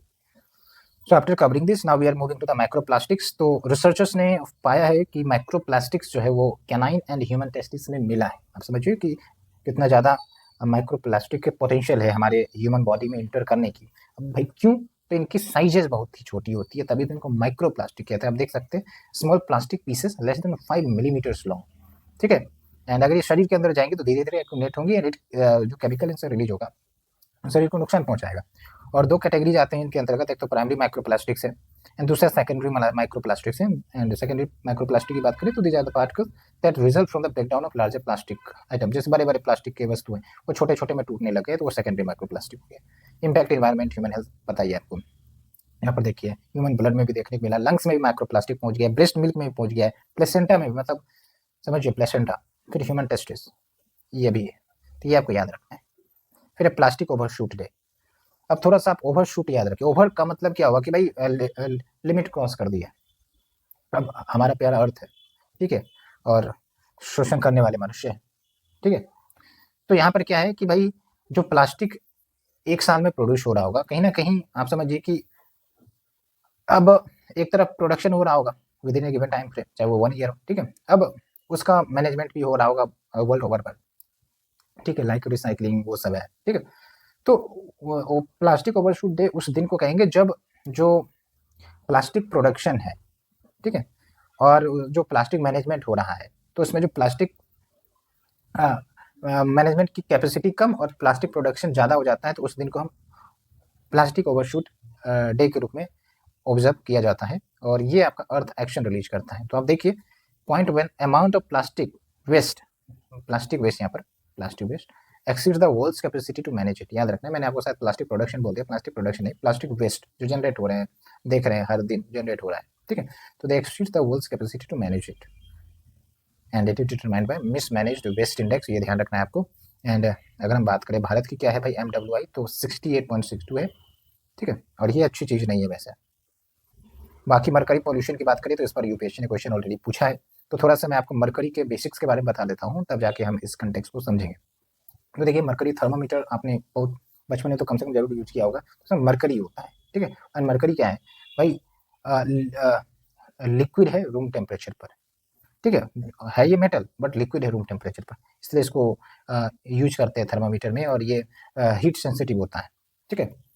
And it occurs in air water soil सब में, ये मैंने बता दिया। परसिस्टेंट है, बायोकम्युलेटिव एंड टॉक्सिक पॉल्यूटेंट है, शरीर में जाने के बाद एक लेवल के बाद नुकसान करती है। एंड जो भी मनुष्य है ह्यूमन से कहीं ना कहीं कम हो या ज़्यादा हो मरकरी से ग्रसित है, उनके शरीर में मरकरी ऑब्जॉर्ब होता है, ठीक है। और बहुत सारे कंट्रीज ने, इंटरनेशनल ऑर्गेनाइजेशन ने अपने रेफरेंस लेवल इस्टेब्लिश कर रखे हैं कि भाई सेफ लेवल ऑफ मरकरी क्या है, कि हाँ भाई इतना यूनिट अगर हमारे शरीर में जा रहा है तो वो सेफ लेवल है, उससे बियॉन्ड जाएगा तो फिर शरीर को खतरा होगा। तो ये कंट्री टू कंट्री डिपेंड कर रही है फॉर द डेली और वीकली, ठीक है। तो ये ध्यान रखना है। बाकी कहाँ कहाँ से निकलती है, गोल्ड माइनिंग है, coal based thermal power plants है, वोल्केनिक इरप्शंस है, इफेक्ट तो भाई शरीर पर होता ही है। और मिनीमाटा डिजीज आपको याद रखना, मिनीमाटा एक लोकेशन है जापान में, ठीक है। और कहा जाता है कि यहाँ के लोग जो है मरकरी के एक्सपोजर में आ गए थे, जिस कारण न्यूरोलॉजिकल डिसऑर्डर हो गया cause by the methyl mercury, okay. Industry सब तो यूज होता ही है इसमें। बाकी अब हम आ जाते हैं करंट अफेयर्स पर। तो यूएनईपी ने $134 मिलियन का इनिशिएटिव लॉन्च किया है two phase out the mercury measuring devices, क्योंकि मरकरी मेजरिंग डिवाइसेस क्या है, थर्मामीटर यूज किया काम नहीं किया, फेंक दिया, तो उससे मरकरी तो रिलीज होगी ना ग्राउंड से, तो इसको फेज आउट करने के लिए आपका ये इनिशिएटिव लाया गया है। एंड इसके जगह पर क्या है कि अल्टरनेटिव्स लाए जाएंगे, और इसका रेट भी निर्धारित किया गया है, 20% एनुअल लेवल पर फेज आउट किए जाएंगे। एंड इसकी जगह पर सेफ मरकरी अल्टरनेटिव्स लाए जाएंगे। और कुछ मेंबर कंट्री देख लीजिए, इंडिया तो मेंबर कंट्रीज है ही, और इसको फंड कौन दे रहा है, GEF ग्लोबल इन्वायरमेंट फैसिलिटी, और एग्जीक्यूटिव कौन कर रहा है, वर्ल्ड हेल्थ ऑर्गेनाइजेशन, ठीक है। मिनीमाटा कन्वेंशन और मरकरी मैंने आपको बता दिया 2013 में अडॉप्ट किया गया कुमानमोटो जापान में, and it came into force in 2017, and it is first global legally binding treaty to protect the human health and environment from adverse effects of mercury, ठीक है। देख लीजिए, है ना, named after the city in Japan that become the epicentre of Minamata disease, मैंने आपको बता दिया। बाकी ये पर्पस है, उतना ज़्यादा डिटेल में जाने की जरूरत नहीं, सिंपल सिंपल सी बातें हैं। इंडिया ने इसे रेटिफाई कर रखा है 2018 में। फिर है आपका परसिस्टेंट ऑर्गेनिक पॉल्यूटेंट्स, इसको समझते हैं, ठीक है। तो देखिए इसको कीवर्ड ब्रेक करेंगे पहले। एक है आपका persistent plus organic plus pollutant. तो पॉल्यूटेंट्स जो ऑर्गेनिक नेचर का है बट परसिस्टेंस है, यानी कि लंबे समय तक इन्वायरमेंट में रहता है, जल्दी डिग्रेड नहीं होता है, सिंपल सा मतलब हो गया, ठीक है। इनऑर्गेनिक की बात नहीं रही, ऑर्गेनिक यानी कि यहाँ कहीं ना कहीं कार्बन कंटेंट होगा, बट ये परसिस्टेंट होते हैं, जल्दी से रहते, गलते नहीं है। अब समझ गए आप इस चीज़ को। अब आप कंटेक्स्ट पर आइए। तो एक ग्लोबल स्टडी की गई on this POP by the United Nation environment programme, and it was funded by GEF। क्या फाइंडिंग है कि भाई 12 परसिस्टेंट ऑर्गेनिक पॉल्यूटेंट के यूज में डिक्लाइन हुआ है। क्यों? क्योंकि regulatory actions like legal action सब अपनाए जा रहे हैं वर्ल्ड ओवर में सिंस 2004। एंड जो DDT है, ठीक है, जो कि मैन मेड इंसेक्टिसाइड है, इंसेक्ट्स को मारने के लिए यूज होती है, तो इसका भी यूज ह्यूमन मिल्क में कम देखने को मिला है by over 70%। And replacement POP जो है, मतलब इसकी जगह पर दूसरा, due to the similar properties, ये भी डिटेक्ट किए गए एट हाई लेवल्स, ठीक है। एग्जाम्पल भी दिया जाता है लाइक पर एंड पॉलीफ्लोरोअल्काइल सब्सटेंसेस PFAS, आगे हम देखेंगे। तो मैंने आपको बता दिया ये। एंड क्या प्रॉपर्टीज होती है, often halogenated and low water solubility होती है, तभी तो ये शरीर में मिक्स हो जाते हैं, वाटर के साथ बहते नहीं है। फिर हाईली लिपिड सोल्यूबल होता है, यानी फैट के साथ मिल जाते हैं। फिर सेमी वोलाटाइल नेचर का होते हैं। इम्पैक्ट देख लीजिए, लिवर डैमेज, फर्टिलिटी कम कर देता है, एस्थमा, इंडोक्राइन डिसरप्टिव प्रॉपर्टीज। क्या है ये EDP, थोड़ा बताइए आप हमें। और स्टॉकहोम कन्वेंशन की बात करें तो इंटरनेशनली लीगली बाइंडिंग एग्रीमेंट है जो POPs को टैकल करने की बात करता है। 2004 में फोर्स में आया, इंडिया ने रेटिफाई किया 2006 में, ठीक है। एंड मिनिस्ट्री ऑफ एनवायरमेंट ने रेगुलेशन ऑफ POP रूल्स 2018 को नोटिफाई कर रखा है। किस एक्ट के अंतर्गत, ये ध्यान रखना, ईपीए के अंतर्गत, यहीं पर कंफ्यूज हो जाएंगे। और GF designated interim financial mechanism है जो इसको फाइनेंस में सपोर्ट प्रोवाइड करता है। जी मतलब ग्लोबल एनवायरमेंट फैसिलिटी, ठीक है। So we have covered all of this, now we are moving to the pollutants in use. तो एक एक करके देखते हैं, अब ज़्यादा नहीं है, फिर टर्म्स इन यूज होगा और फिर आपका मिसलेनियस का एक दो टॉपिक है, बट इसको पूरा खत्म करेंगे। ओके, उम्मीद करते हैं आपको अच्छे से समझ में आ रहा है, बस ध्यान से सुनते चले, आपको हड़बड़ाना नहीं है, पेशेंस के साथ सुनिए, एक एक बात सुनिए डिटेल से और थोड़ा सोचते चले, ठीक है। और मैं यहाँ पर आपको रटाना नहीं चाह रहा हूँ, मैं आपके अंडरस्टैंडिंग को डेवलप कर रहा हूँ ताकि आप चीज़ें समझ जाएं and you will be benefiting for sure. तो चलिए हम पहले पॉल्यूटेंट्स की तरफ चलते हैं। एक तो है आपका डीसीपीए या फिर डैकथल इसको कहते हैं, ठीक है। तो ज़्यादा डिटेल में नहीं जाना है, सिंपली आप इसे अंडरस्टैंड करिए कि ये जो है वीड किलिंग पेस्टिसाइड है, यानी कि जो घास फूस उग जाते हैं खेतों में, ठीक है, तो उसको मारने के लिए ये आपका केमिकल्स यूज किया जाता है। ओके, एंड आप देख लीजिए कौन कौन से क्रॉप्स में यूज होता है, बट इतना डिटेल में नहीं जाना है।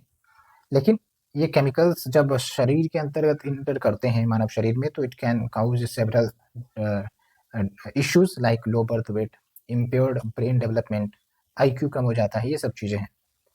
Okay, now we are moving to the bisphenol A, BPA की बात कर रहे हैं। तो कंटेक्स्ट ये है कि नेगोशिएशन चल रही हैं under the aegis of UNEP, United Nation environment programme, so that plastic pollution की समस्याओं को दूर किया जा सके, जिसमें बीपीए भी शामिल है जो कि प्लास्टिक पैकेजिंग में यूज होता है, ठीक है। क्योंकि भाई प्लास्टिक पैकेजिंग में यूज होती है, तो जब ये केमिकल्स रिलीज होती है ना, तो फिर ये निगेटिव इम्पैक्ट डालती है, इनडायरेक्टली ह्यूमंस के अंदर ये चली जाती है। तो अगर हम बात करें बीपीए की, so these are the chemicals used primarily in the production of polycarbonate plastic and epoxy resins.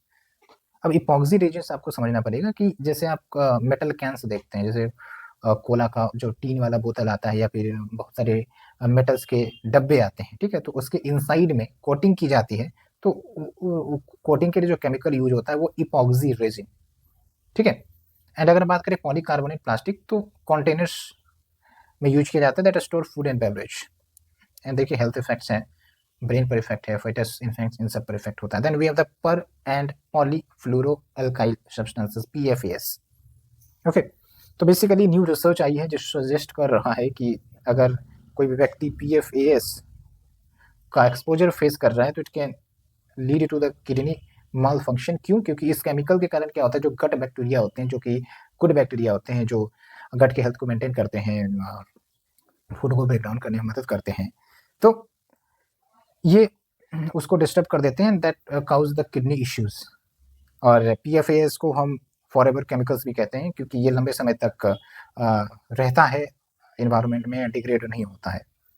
And बहुत सारे प्रोडक्ट्स में यूज होते हैं लाइक नॉन स्टिक वेव, सम कॉस्मेटिक्स। तो कहीं कहीं कहाँ यूज होता है वो आपको ध्यान रखना है, बाकी इश्यूज बहुत सारे हैं।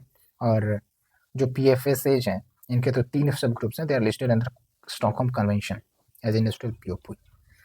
सो we have covered all of this, now we are moving to terms in use. तो एक एक करके करते हैं क्योंकि टर्म्स पर यूपीएससी अच्छा खासा फोकस करती है, तो एक एक करके हम इसको डिस्कस कर रहे हैं। तो उम्मीद करते हैं आप यहाँ तक आ चुके हैं और आपको चीज़ें अच्छे से समझ में आ रही है। तो अगर हम बात करें सॉइल एसिडिफिकेशन की, तो भाई एसिडिफिकेशन का मतलब क्या होता है? पीएच का घटना या बढ़ना? बढ़ना, सोचिए एक बार, नहीं, घटना। क्योंकि पीएच का जो इंडिकेटर होता है उसमें हम जितना पीछे जाते हैं, कम जाते हैं, तो ये आपका एसिडिफिकेशन बढ़ाता है, ठीक है। तो सॉइल एसिडिफिकेशन का मतलब क्या हुआ कि सॉइल के जो पीएच है वो डिक्रीज हो रहे हैं ओवर द टाइम। कौन कौन से फैक्टर्स हैं जो सॉइल एसिडिफिकेशन को प्रमोट करते हैं? एक तो ये है कि भाई जो नाइट्रोजन रिलीज होता है फ्रॉम द नाइट्रोजनस फर्टिलाइजर, ये अमोनिया फर्टिलाइजर्स, तो वो एसिडिफिकेशन में काम करते हैं। साथ के साथ ऑर्गेनिक रेसिड्यू, जो कार्बन बेस्ड रेसिड्यू होते हैं, जब ये डिकम्पोज करते हैं तो ये ऑर्गेनिक एसिड रिलीज करते हैं। साथ के साथ जो रूट्स हैं जब ये एक्टिव ग्रोथ स्टेज में होते हैं तो CO2 रिलीज करते हैं इनटू द सॉइल, जिसके कारण कार्बोनिक एसिड बनता है and it also contributes to the soil acidification. Impact बहुत सारे हैं like soil organic carbon, soil inorganic carbon का लॉस हो जाता है, माइक्रोब्स जो बेनिफिट पहुंचाते हैं सॉइल्स को वो नष्ट हो जाते हैं। तो ये सब चीज़ें हैं, आप देख लीजिए, सिंपल सिंपल सी चीज़ें। कैसे हम मैनेज करेंगे एसिड सॉइल्स को, उसकी एसिडिटी कम करने के लिए? एक तो लाइनिंग करते हैं, मतलब जो आपके जिप्सम होते हैं या फिर लाइम चूना होता है, डोलोमाइट होता है उसको हम ऐड करते हैं ऊपरी लेयर पर, आपने वीडियो में भी देखा हो कहीं ना कहीं। और इंडस्ट्रियल बाय प्रोडक्ट का भी यूज किया जाता है, like press mud from the sugar cane industry, slags का यूज किया जाता है from the iron and steel industry, and flue dust का भी इस्तेमाल किया जाता है फ्रॉम द सीमेंट प्लांट्स। ठीक है, फिर देखिए बायो कवर की बात करें तो एक रिसेंट स्टडी में ये पाया गया है कि भाई माइक्रोबियल मीथेन ऑक्सीडेशन सिस्टम, जिसको बायो कवर कहते हैं, ठीक है, ये मीथेन इमिशन को कंट्रोल कर सकता है from the old dump site. तो बेसिकली आप समझिए कि जो लैंडफिल्स होती हैं जहाँ पर कचरे कूड़े का पहाड़ ढेर हो जाता है, वहाँ से मीथेन इमिशन होती है, कहीं कहीं पर बर्निंग के भी इंसिडेंट्स आते हैं। तो उसको कैसे रोका जाए, वहाँ से मीथेन इमिशन को कैसे रोका जाए, तो उसके लिए ये टेक्निक बोला गया है, बायो कवर टेक्निक। ठीक है, तो आपको ये बायो कवर टेक्निक याद रखना है। तो इसमें क्या होता है कि भाई एक तो आपका लैंडफिल है, उसके ऊपर जो है पोरस मटेरियल लेयर बिछा दिया जाता है, उसके ऊपर फिर oxidising layer of mature compost का लेयर चढ़ा दिया जाता है, और फिर आपका ये मीथेन इमिशन को कंट्रोल कर देगा। सिंपल सा मतलब है, अगर पूछ दिया जाए तो याद रखना है कि मीथेन इमिशंस को कंट्रोल करने के लिए एक तरीका है ये। ठीक है, अब कैसे काम करता है उतनी डिटेल में नहीं जाना है, बाकी कहाँ कहाँ यूज हो सकता है ये, तो रोड कंस्ट्रक्शन में, लैंड रिक्लेमेशन में, इन सब जगहों पर भी यूज हो सकता है। बाकी देखिए ग्रास हॉपर इफेक्ट क्या है, तो ग्रास हॉपर इफेक्ट इसके अंतर्गत ये है कि भाई जो प्लास्टिक या टॉक्सिक केमिकल्स जनरेट हो रहे हैं फ्रॉम द वर्ल्ड ओवर, ठीक है, ये जब आर्कटिक में जाकर डिपॉजिट हो जाते हैं तो हो क्या रहा है, रिलीज कर रहे हैं ट्रॉपिकल सब ट्रॉपिकल एरिया से, जा कहाँ रहा है भाई, आर्कटिक में। जबकि आर्कटिक में तो ये जनरेट नहीं होती है, वहाँ पर तो लोग उतने सारे रहते नहीं है, लेकिन वहाँ जाकर सिंक हो रहा है। तो ये होता है आपका ग्रास हॉपर इफेक्ट। ठीक है, transported on atmospheric and ocean currents from lower latitude through the process known as global distillation और the grasshopper effect. Okay, तो ये चीज याद रखनी है। Now we are moving to the aquatic deoxygenation and planetary boundaries. तो चलिए discuss करते हैं। Then we have the carbonate compensation depth. इन सबको हम एक एक करके चर्चा करते हैं। नाम से वैसे आपको पता चल रहा होगा एक्वेटिक डीऑक्सीजनेशन, यानी कि जो आपके एक्वेटिक वाटर बॉडीज है वहां पर ऑक्सीजन की कमी होने लगे तो वो है एक्वेटिक डीऑक्सीजनेशन। ठीक है, और कंटेक्स्ट ये है कि जो एक्सपर्ट्स हैं वो एक्वेटिक डीऑक्सीजनेशन को न्यू प्लेनेटरी बाउंड्री के रूप में डिक्लेयर करने की बात कर रहे हैं। अभी डिक्लेयर नहीं हुआ है, डिक्लेयर करने की बात कर रहे हैं। तो प्लेनेटरी बाउंड्री क्या है उस पर भी हम चर्चा करेंगे, लेकिन पहले एक्वेटिक डीऑक्सीजनेशन की बात कर लेते हैं। तो क्या हो गया, आप देख सकते हैं declining overall content of the ocean in the coastal waters, oxygen की कमी हो जाती है।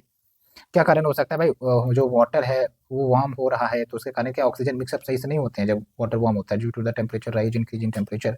तो एक तो वो फैक्टर हो गया। फिर दूसरा यूट्रोफिकेशन है। इसमें क्या होता है भाई, जो वाटर है वहाँ पर न्यूट्रिएंट इनरिचमेंट हो जाता है because of the chemicals coming from the land through water bodies reverse.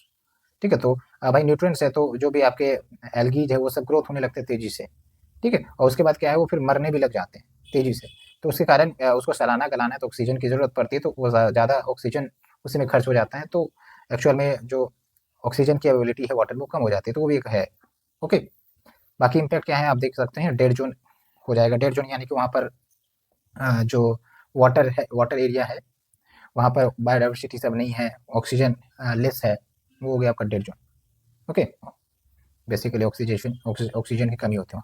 Planet boundaries की बात करें तो इसके अंतर्गत क्या है, इसको समझिए कि ये एक टाइप से फ्रेमवर्क है जिसके अंतर्गत हम लिमिट्स सेट करते हैं।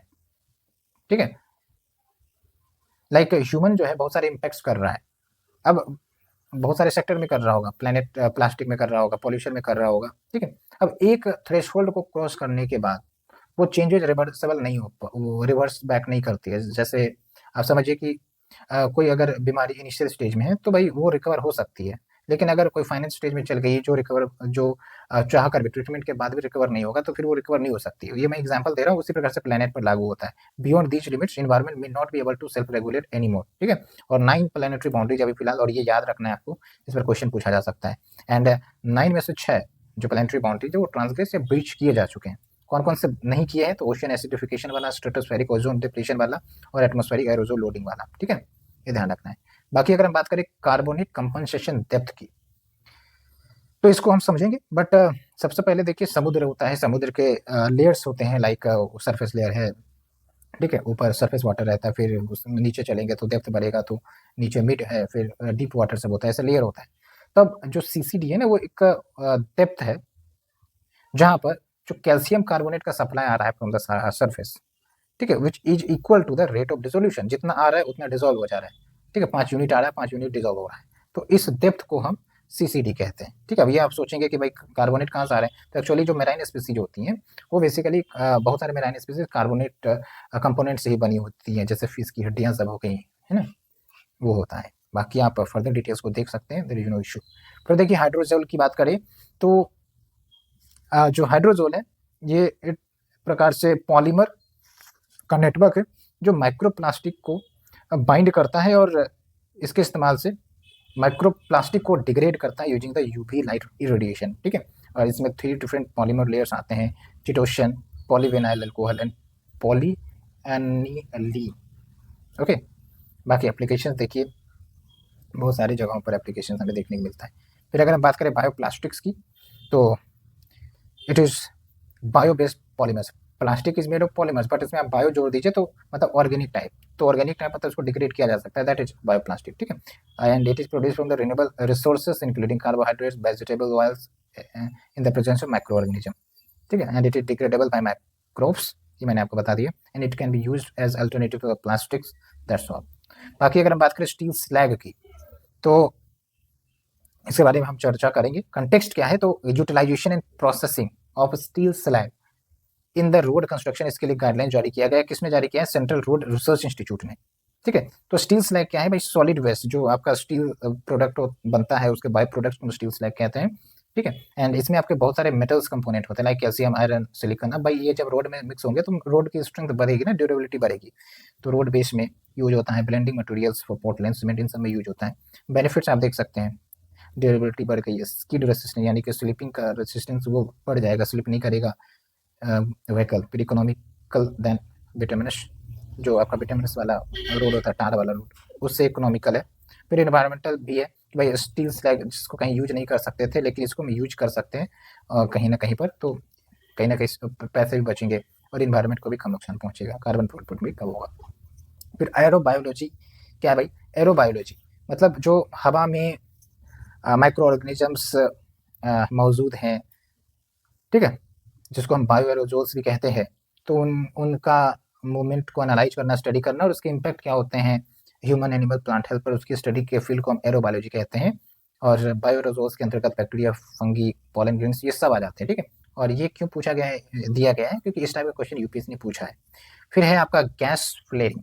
तो gas flaring is a concept की जहाँ पर आपका क्रूड ऑयल को एक्सट्रैक्ट किया जाता है, जहाँ पर आप देखा होगा जो क्रूड ऑयल की फील्ड्स हैं लाइक सऊदी अरेबिया में, दुबई सब में, ठीक है, तो वहाँ पर आप देखेंगे कि आग जलते रहेगा पाइप के माध्यम से, नेचुरल, वो इंडिकेशन होता है कि हाँ भाई यहाँ पर जो है ऑयल एक्सट्रैक्शन हो रहा है, ठीक है। तो it refers to the burning of the natural gas associated with the oil extraction. Reason क्या है behind this gas flaring? Safety concern, economical, okay. फिर देखिए लाइट पोल्यूशन। लाइट पोल्यूशन यानी कि इतने सारे आर्टिफिशियल लाइट्स आ गए हैं अर्बन एरिया में, देखिए दिन और रात का पता ही नहीं चलता है, ठीक है। वेहिकुलर लाइट्स, मॉल के लाइट्स, जो बिल्डिंग्स है, कमर्शियल बिल्डिंग, उनके लाइट दिखते रहते हैं, तो इनके कारण पक्षियाँ जो है जो उनके जो सेंसरी ऑर्गन्स है सही से काम नहीं कर पाते और वो अपने डेस्टिनेशन पर नहीं पहुंच पाती है शाम में और रास्ते भटक जाती हैं, तो ये सब कुछ इम्पैक्ट होता है। And also it disturbs the natural circadian rhythm. Circadian rhythm का मतलब ये हुआ कि भाई हम जो सोने का हमारा पैटर्न है उसमें डिसबैलेंस हो सकता है, क्योंकि हमें पता है कि भाई जब हमारा माइंड रिफ्लेक्ट करता है रात हो रही है तो फिर धीरे धीरे जो है वो केमिकल रिलीज करता है, हार्मोन रिलीज करता है, ठीक है। तो अगर ज़्यादा लाइट पोल्यूशन होगा तो वो रिलीज होना कम हो जाएगा और नींद से रिलेटेड इश्यू आ जाएगी, ठीक है।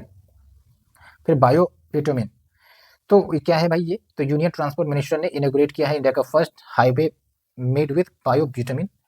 कहाँ पर यूज किया गया? Nagpur Mansar bypass, national highway 44। और बायो बिटुमिन की बात करें तो पेट्रोलियम फ्री अल्टरनेटिव है to the bitumen manufactured from organic pollutants. Example है आपका बायोचार, डबल लिग्निन, ये सब कुछ एग्जांपल्स है वैसे। और ये आपको याद रखना है कि बिटुमिन जो है ब्लैक सब्सटेंस जो टायर यूज होते हैं ना कोल्स में, कोल्स नहीं, रोड कंस्ट्रक्शन में काले काले आपने देखा भी होगा, उसी को बिटुमिन कहते हैं, ठीक है। Derive from the distillation of the crude oil and road paving समय यूज होता है। बाकी बेनिफिट्स आप देख लीजिए।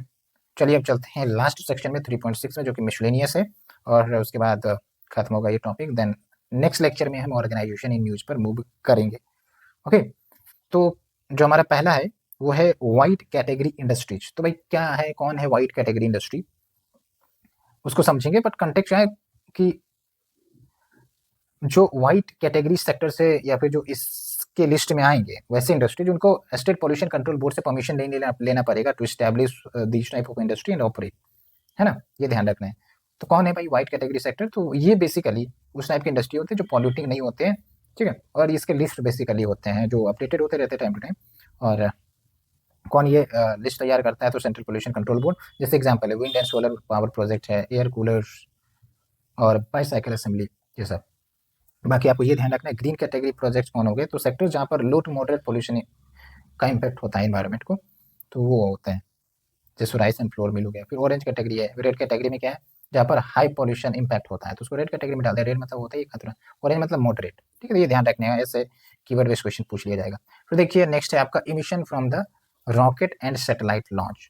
अब भाई रॉकेट एंड सैटेलाइट लॉन्च किए जाते हैं तो भाई फ्यूल लगता है ना, फ्यूल लगता है तो वो भी तो बाय प्रोडक्ट इमिट करते हैं, ग्रीन हाउस गैस इमिशन करते हैं, तो उसी के रिगार्डिंग आपका कंटेक्स्ट है।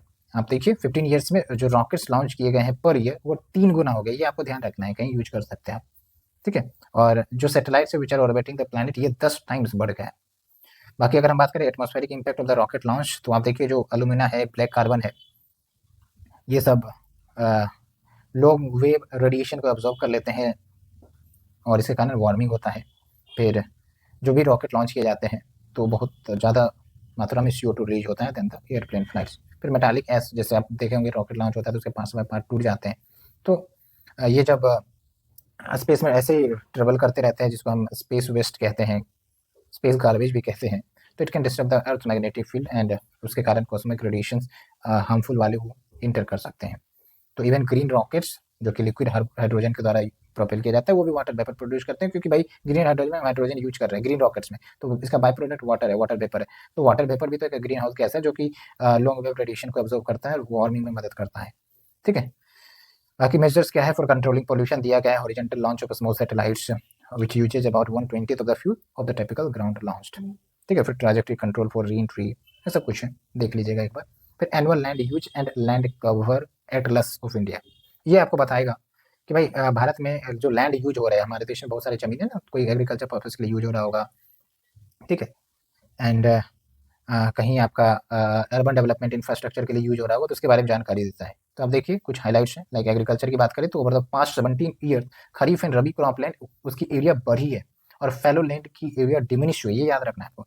बाकी double triple annual cropping area ये भी बढ़ा है बाय 82.22%। फिर आप देखिए सिंस 2005 जो शिफ्टिंग कल्टिवेशन है वो बढ़ा है, बट 2016-17 तक, बट उसके बाद से डिक्लाइन होना शुरू हुआ। और अगर हम बात करें बिल्टअप एरिया की, तो वो एरिया जहाँ पर इंफ्रास्ट्रक्चर्स हैं, जहाँ आप अर्बन सिटी भी कह सकते हैं, लाइक वहाँ पर आपके कमर्शियल इंडस्ट्रियल साइट से बिल्डिंग से, वो आपका बिल्टअप एरिया हो गया, ठीक है। Now we are moving to the last one, थोड़ा जल्दी जल्दी कर रहे हैं क्योंकि जो इंपॉर्टेंट है हम उसी को डिस्कस कर रहे हैं शॉर्ट्स वाले में, ओके। तो सेंट्रल पोल्यूशन कंट्रोल बोर्ड की बात करें तो CPCB का एक रिपोर्ट NGT को सौंपा गया जिसमें ये बोला गया कि 80% जो इन्वायरमेंटल फंड्स है वो तो भाई यूटिलाइज ही नहीं होते हैं, तो भाई कहाँ से आपका इन्वायरमेंट की समस्या ठीक होगी। तो अब बात होती है कि भाई फंड जो आते हैं, ठीक है, तो कंपनसेशन कहाँ से मिलता है, मतलब फंड जो है कहाँ से आ रहे हैं, एक तो इन्वायरमेंटल प्रोटेक्शन चार्जेस से आ रहे हैं। आप देखिए जो डीलर है या मैन्युफैक्चरर है, दे आर रिक्वायर्ड टू पे 1% EPC, इन्वायरमेंटल प्रोटेक्शन चार्ज, अगर वो नए डीजल व्हीकल्स लॉन्च करते हैं, which is registered only in Delhi and NCR, and it is as per the order of the Supreme Court. और इन्वायरमेंटल कंपनसेशन ऑलरेडी मैंने talk कर दिया है, एंड ठीक है, याद रखना it is received as per the orders of NGT। अगर हम इन्वायरमेंटल कंपनसेशन की बात करें तो environmental compensation is received as per the order of NGT, और जो आपका environmental protection charge it is received under order of supreme court, ये ध्यान रखना है। बाकी CPCB की बात करें स्टेटूटरी बॉडी है भाई, water prevention and control pollution act 1974 के अंतर्गत इसको फॉर्म किया गया है, और इनको फंक्शन दिए गए हैं कि जो वाटर वाला तो है, साथ ही साथ air prevention and control pollution act 1981 के प्रोविजंस को इंप्लीमेंट करेंगे, और ये मिनिस्ट्री ऑफ एनवायरमेंट के अंतर्गत आते हैं। और CPCB के साथ साथ स्टेट पोल्यूशन कंट्रोल बोर्ड भी कंस्टिट्यूट किया जाता है स्टेट्स में, which are responsible for implementation of legislation related to the prevention and control of environmental pollution. Simple सी बात है। And CPCB promotes cleanness of the streams, wells and aims to improve the quality of air in the country. Simple सी बातें हैं, simple provision है, याद रखना है। स्टेटूटरी है, आप हमें बताइए कौन से एक्ट के अंतर्गत, वाटर वाला या फिर एयर वाला। तो इस प्रकार से हमने लगभग 1.25 घंटे में ये पूरा टॉपिक मिसलेनियस तक कंप्लीट किया है। अब अगला लेक्चर जब भी रहेगा तो ऑर्गेनाइजेशन इन न्यूज इन सबको कंप्लीट करेंगे, ठीक है। तो उसके बाद आपका फिर जो भी है धीरे धीरे कवर होगा, ठीक है। So thank you friends for watching, and if you are liking our initiative then do like share subscribe. Thank you very much.